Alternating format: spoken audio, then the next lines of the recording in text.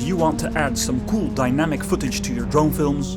Use a small extra camera to film your drone and the propellers in flight. First, I'll show you different types of footage that you can get with the extra camera and what the benefits are.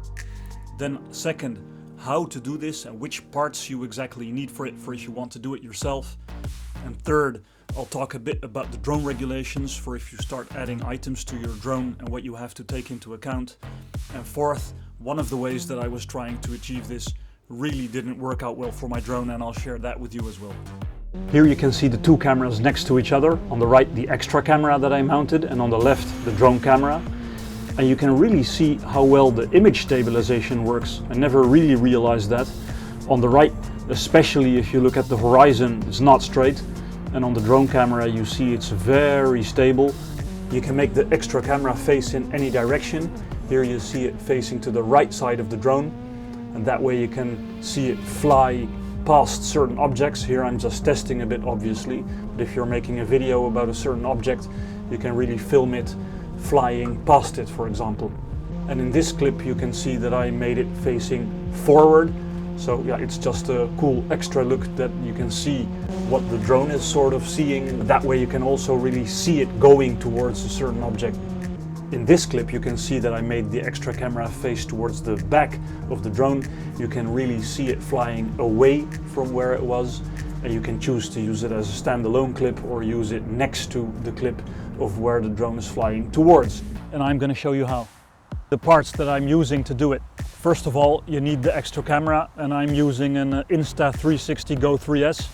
To be able to connect it, there's this quick connector specifically made for the Insta360, and to attach it to the drone there's this 3D printed mount specifically made for my DJI Air 3S, or the others of course. And then on this 1/4-inch screw comes this connector. You can just screw it on, and I had my camera on it, and then it's really low on the drone and it only makes a 90-degree angle. I want to face it a bit more downwards so that you can actually see a bit more of the drone and the propellers. So that's why I ordered an extra bracket to put in between. In the description of the video I have links to all these things. They're not affiliate links, they're just examples of where I got them, but you can get them anywhere you like. And I also wanted to really show a bit more of the drone with the camera, so I bought this extension piece.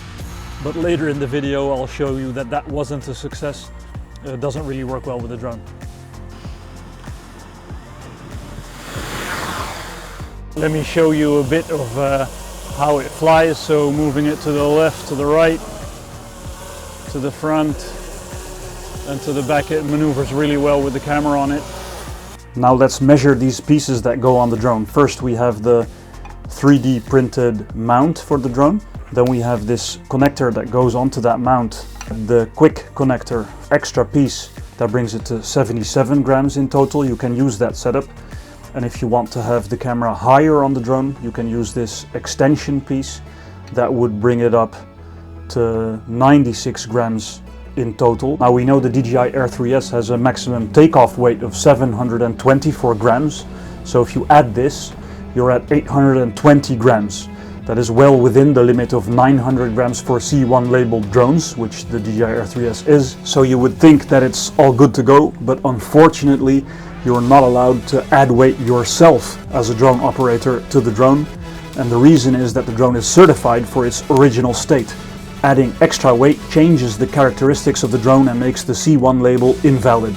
So for all the footage in this video I made sure to stay clear of people and structures, as it's not officially legal to fly with this setup. So here's the part that you were maybe even waiting for. Here you see the setup with the camera on an extension piece so that it's higher above the drone, that I can film more of the drone and more of the propellers.